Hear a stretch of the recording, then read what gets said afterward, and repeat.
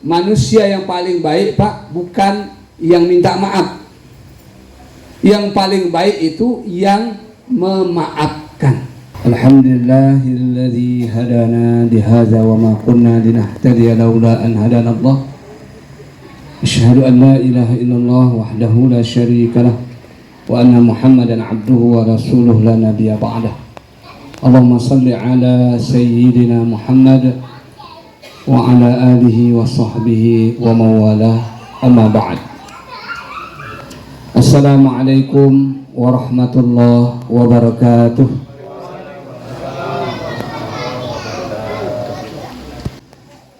Kayu tinggi lilit akar, iloknya buat papan.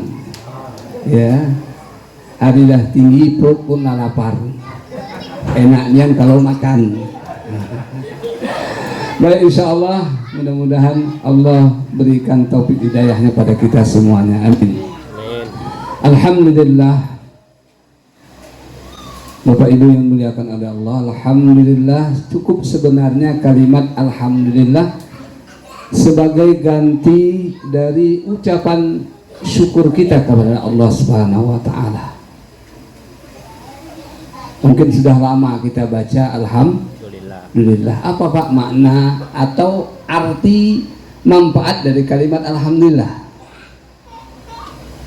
Sering ya, alhamdulillah, alhamdulillah, alhamdulillah. Apa manfaatnya? Masya Allah. Alhamdulillah itu kata Rasulullah SAW, tamla'u ma bainas samawati wal ardh. Kalimat alhamdulillah, kebaikannya, pahalanya itu memenuhi antara bumi dan langit.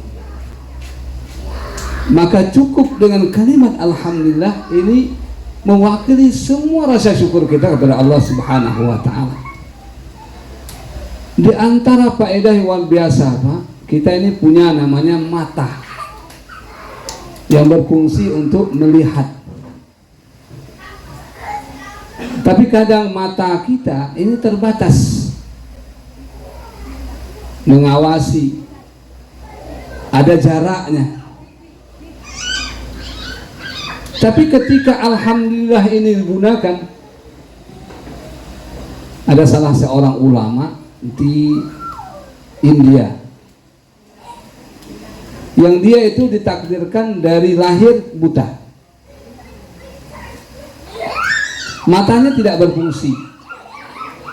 Tapi Masya Allah, dengan izin Allah Subhanahu wa ta'ala, dia itu bisa melihat apa yang mata normal kita tidak melihatnya. Bahkan jarak kita terbatas, tapi jarak beliau di balik dinding dia tahu siapa dia. Ternyata itulah namanya basyirah. Basyirah itu apa? Mata hati.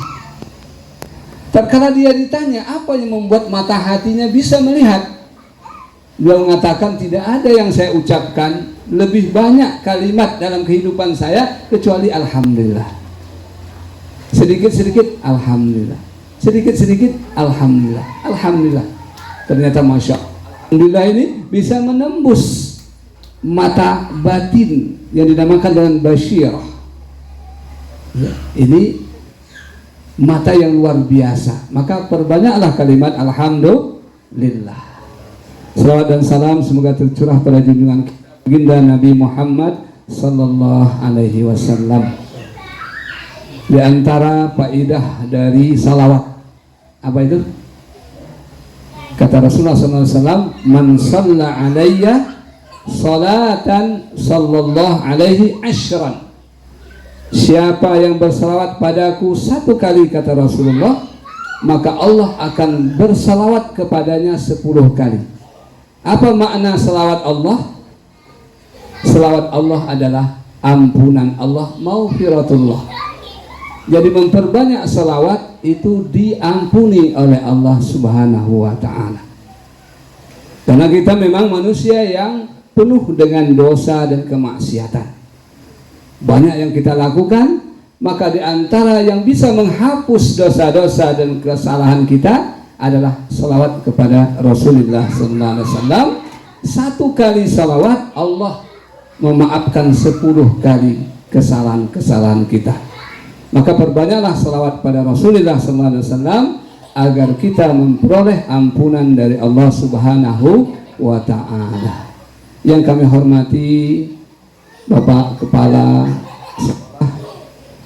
SMA Negeri Tetian Teras Provinsi Jambi, Bapak Henry Yulianto beserta Ibu, kemudian Ketua Komite SMA Negeri Tetian Teras, Bapak Kepala Desa, bukan lurah Pak ya sini, desa ya, tapi ada kelurahan Pejuan juga, iya. Juga bapak-bapak, ibu-ibu yang kecil tidak sebut namanya, yang besar tidak juga disebut gelarnya. Insya Allah yang hadir hari ini mendapat berkah dari Allah Subhanahu wa taala. Amin ya rabbal alamin. Baik Bapak Ibu yang dimuliakan oleh Allah Subhanahu wa taala, mungkin ingin memperkenalkan diri sedikit ya. Tak kenal tak sayang, tak sayang nggak datang. Ya, alhamdulillah sempat datang hari ini, dapat undangan khusus mungkin para kami, sahabat kami, ikhwan kami, Ustadz Dr. Hepri Asra Omeka, MPD. Ini bukan kawan biasa Pak, tapi kawan yang saling memegang rahasia. Jadi kalau dia macam-macam dengan saya tahu gitu. Saya tidak bisa juga. Ini Ustadz Hepri Asra Omeka, ya, ya, insya Allah berbagi sama beliau ya. Jadi bukan setahun 2 tahun dan banyak. Dan beliau sebenarnya sama dulu bercita-cita juga ingin ke Al Azhar. Tapi beliau birrul walidain, karena orang tuanya tidak mengizinkan, beliau lebih memilih taat pada orang tua. Alhamdulillah beliau masya Allah jadi guru saya sekarang. Ya, beliau ini. Terima kasih atas undangannya. Saya Misbahul Waton, namanya Misbah itu dalam bahasa Arab ya, Misbahul Waton itu dalam bahasa Arabnya. Kalau dalam bahasa Indonesia PLN gitu. Nah, PLN itu perusahaan listrik, perusahaan negara PLN. Kan Misbah itu lampu, Waton itu negara. Nah, maka PLN perusahaan listrik negara. Jadi di angkatan saya terkenal dengan PLN karena Misbah 4 angkatan kami. Ada Misbahuddin, Misbahul Munir, Misbahul Munir, kemudian ya Misbahul Waton, dan satu lagi Misbah juga namanya. Baiklah Bapak Ibu yang dimuliakan oleh Allah Subhanahu wa taala, karena waktu sangat terbatas. Adapun acara kita hari ini namanya acara halal bil halal. Halal bil halal ini Pak, kalau kita cari di kamus bahasa Arab tidak ada. Ya, kalau cari definisinya secara syar'i tidak ada. Ya, halal bil halal ini murni tradisi kita Indonesia. Ya, al halal bil halal. Ya, yang halal dengan yang halal, bukan yang haram. Ya, al halal bil halal. Ya, halal dengan yang halal. Artinya apa? Saling memaafkan, saling meridhoi, saling memastikan bahwa diri kita ini tidak terpaut, tidak tersangkut dengan orang lain dalam arti kata dosa dan kesalahan. Bapak Ibu yang dimuliakan oleh Allah Subhanahu wa taala, dalam diri manusia itu sudah ada 2 potensi, Pak. Potensi pertama namanya zolim. Potensi kedua bodoh. Ya, maka ketika Allah Subhanahu wa taala menawarkan amanah kepada manusia, ya, Allah tawar dulu dengan makhluk yang lebih besar.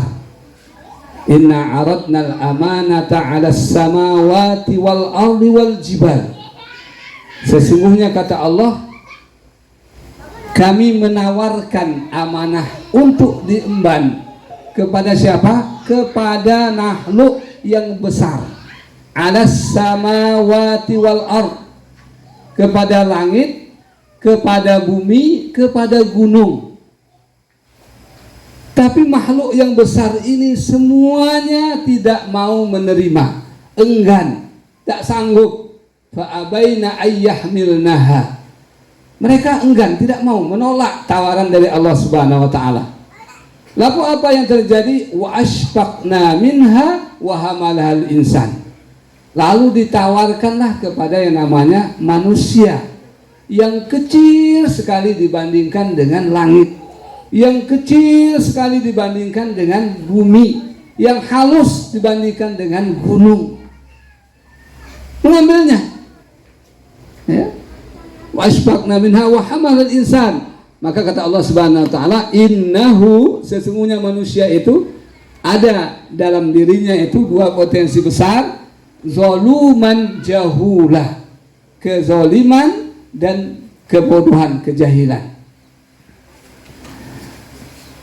Maka dengan kezaliman ini, kita ini juga punya namanya yang tidak bisa lepas kita, Pak. Dalam pergaulan ini, dalam kita kebersamaan ini, ada satu yang kita tidak lepas, tidak bisa kita lepas. Itu namanya penyakit apa? Penyakit hasad. Ada potensi kita sudah ada, masing-masing kita tuh ada namanya iri, jelas itu, udah ada. Nggak ada yang terlepas dari namanya iri, ya.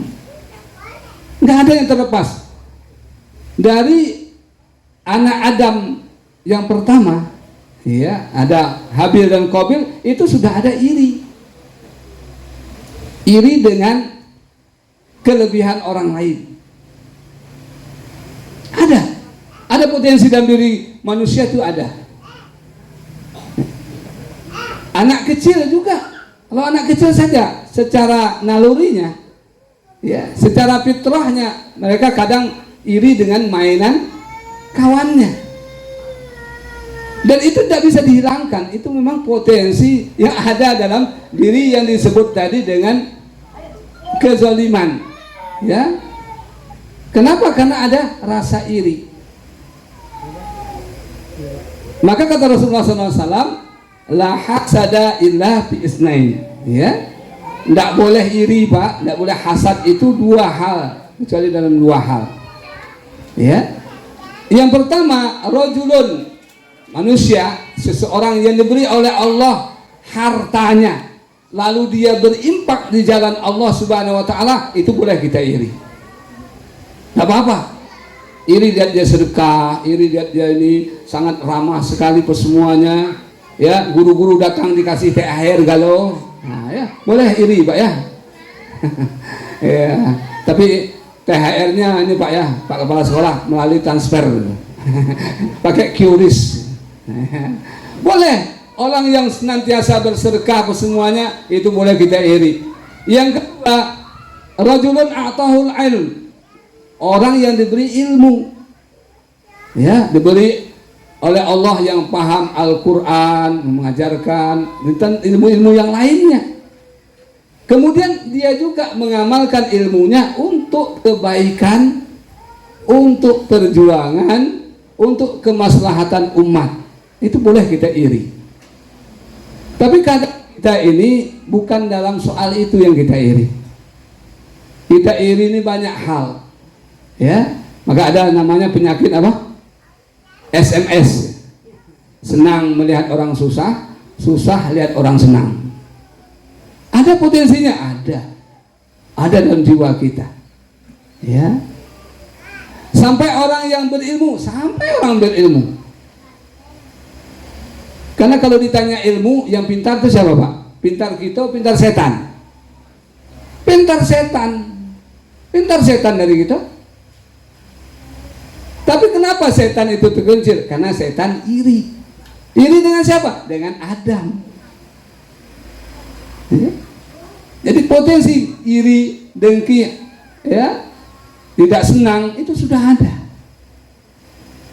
Dan juga itu adalah sifat yang dipegang oleh setan. Pasti ada, baik itu jabatan, kedudukan, tempat tinggal, kendaraan, macam-macam.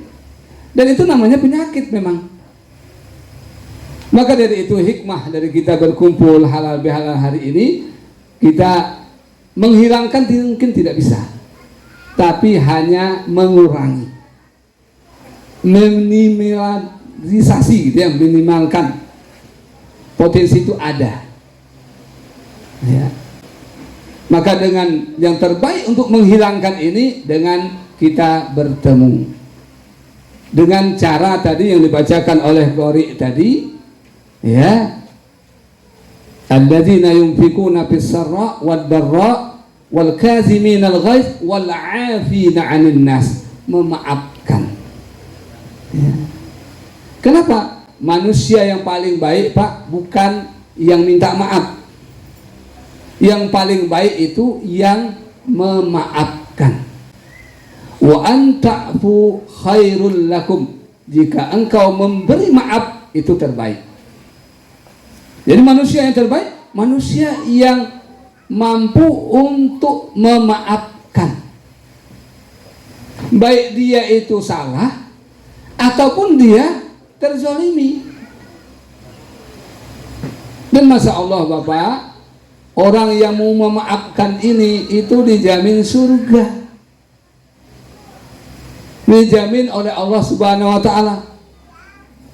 Dan sebuah kisah seorang sahabat Pak di Madinah itu ya, Rasulullah SAW sama sahabat di Masjid Nabawi lagi mau sholat jamaah, ittala alaihi rajulun, datang laki-laki nenteng sendal, lihat, kata Rasulullah SAW, ittala alaikum rajulun min ahlil jannah, lihat muncul di hadapan kalian tuh laki-laki penghuni surga.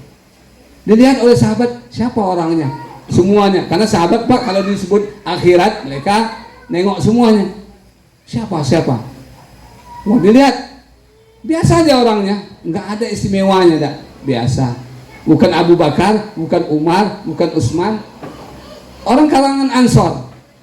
Dan kejadian ini sampai 3 hari berturut-turut. Hari yang kedua gitu juga, lagi kumpul di Masjid Madinah Nabawi itu, mereka mau melakukan sholat. Nabi mengatakan lagi, ittala alaikum rajulun min ahli jannah, lihat di depan kalian muncul laki-laki penghuni surga. Lihat, orang yang kemarin juga ternyata. Sampai 3 hari berturut-turut. Akhirnya Abdullah bin Umar penasaran, apa sih amal orang ini sehingga diistimewakan oleh Rasulullah SAW, disebut sebagai penghuni surga. Cemburu, iri, pengen tahu apa amal dia. Kenapa? Saya bisa enggak? Apa sih istimewanya? Akhirnya dia minta izin nginap di rumah dia. Nginap di rumah dia, ketika malam dia lihat biasa saja, sholat jamaah, sholat, pulang lagi pulang, malam tidur, enggak sholat tahajud, enggak, baca Quran biasa, sampai 3 malam. Menurut Abdullah bin Umar enggak ada istimewanya sahabat ini, biasa aja kata dia. Akhirnya sudah 3 malam dia pamit, dia bilang, akhirnya disalami dia. Apa kata dia? Lakinni, nah, itu kata laki-laki tadi itu, akan tetapi saya ini katanya orang yang tidak pernah merasa terzalimi. Nah, ingat, kenapa tidak pernah terzalimi? Karena dia memaafkan orang yang benar-benar melakukan kesalahan pada dia. Saya memaafkan kesalahan orang yang benar-benar telah zalim kepada saya, maka dia katakan saya tidak pernah merasa terzalimi. Kenapa? Karena saya sudah memaafkan sebelum dia minta maaf. Maka Masya Allah, ternyata istimewanya hanya punya hati pemaaf, jaminannya surga. Cukup 1 Bapak Ibu ya. Dan ini berlaku untuk semua kalangan ya. Suami yang baik, suami yang memaafkan istrinya. Istri yang baik, istri yang memaafkan suaminya. Anak yang baik, anak yang memaafkan orang tuanya. Orang tua yang baik, orang tua yang memaafkan. Guru yang baik, guru yang memaafkan murid-muridnya. Jadi pemaaf itu luar biasa. Dan pemaaf itu tidak harus orang kita yang salah. Bahkan orang yang salah nggak apa-apa. Istri mungkin payah dia minta maaf, Mungkin. Ada tak? Tidak ada ya. Ya, tidak ada di sini, tidak ada, di sebelah ada. Ya, ya. Maka kita sebagai seorang suami nggak ada jatuh martabat kita minta maaf, nggak ada kan jatuh. Mohon maaf, nggak apa-apa. Walaupun sebenarnya yang salah itu dia. Walaupun sebenarnya yang salah itu dia. Minta datang beliau maafkan. Bahkan luar biasa lagi Pak, istri yang luar biasa, istri yang dia senantiasa minta maaf kepada suaminya, walaupun suaminya salah. Bu, mau masuk surga bu? Mau bu? Maka ibu-ibu jangan tidur malam sebelum bapak memaafkan. Jangan sampai tidur. Kalau nak tidur tuh bilang sama bapak, maafkan saya dah. Kalau belum ada ucapan maaf, jangan tidur dulu. Kaki mati tidak masuk surga.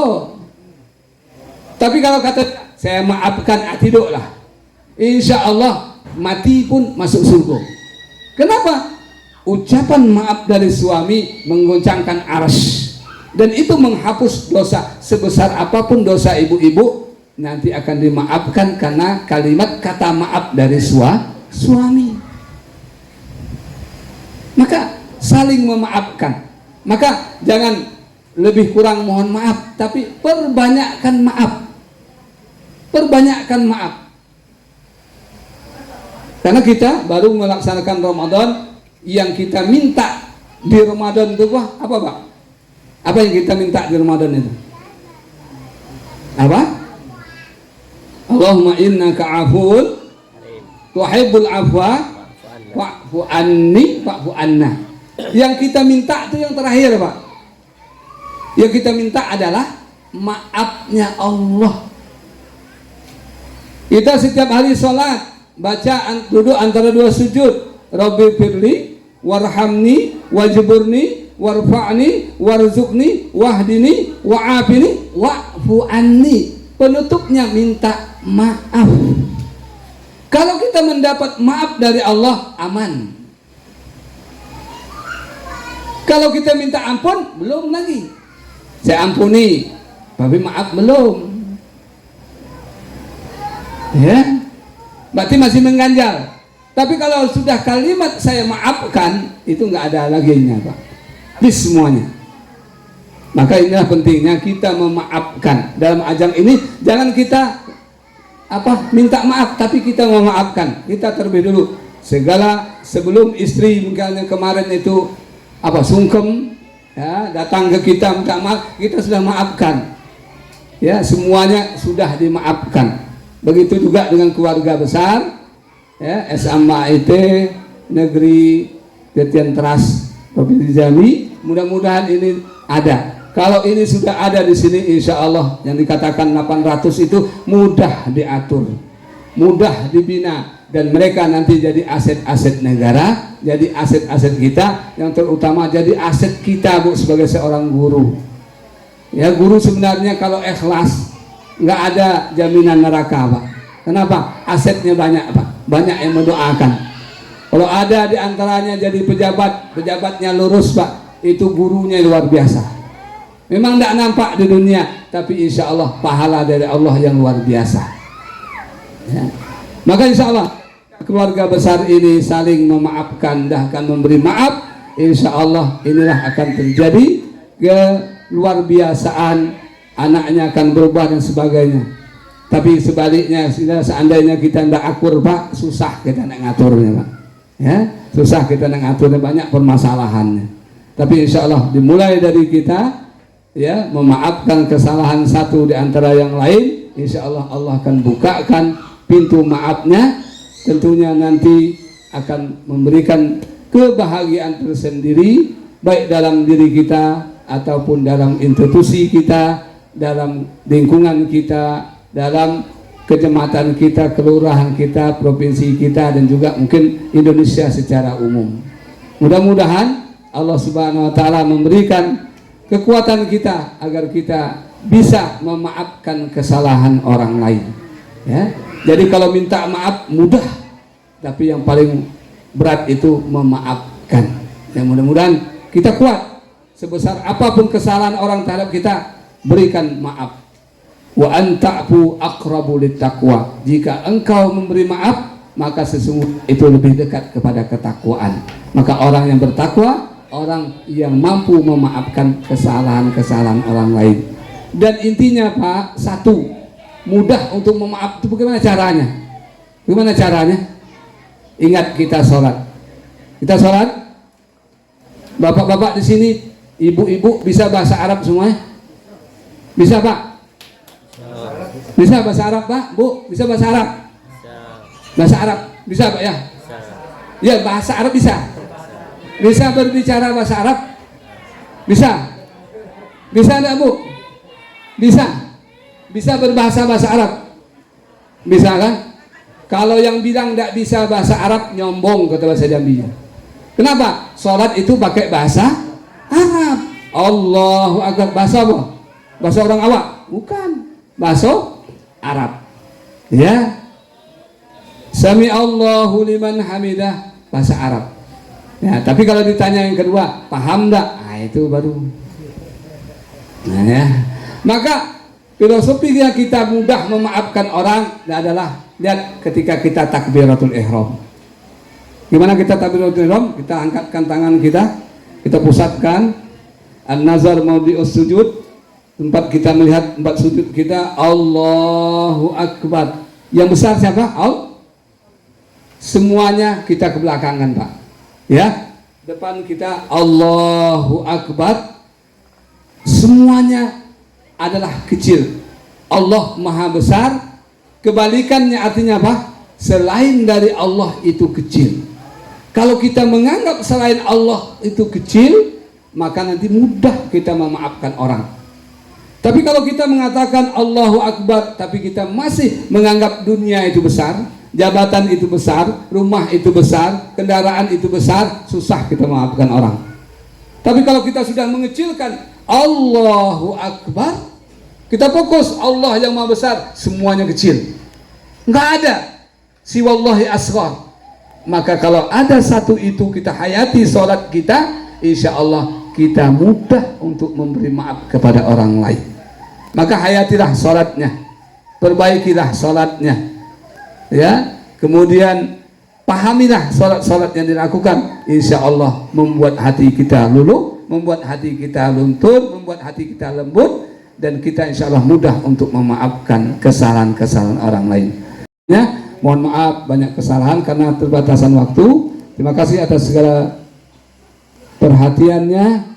Mudah-mudahan sekali lagi kita diberkahi oleh Allah Subhanahu wa ta'ala. Perbanyak maaf. Allah muwafiq ila aqwamit thariq. Wassalamualaikum warahmatullahi wabarakatuh.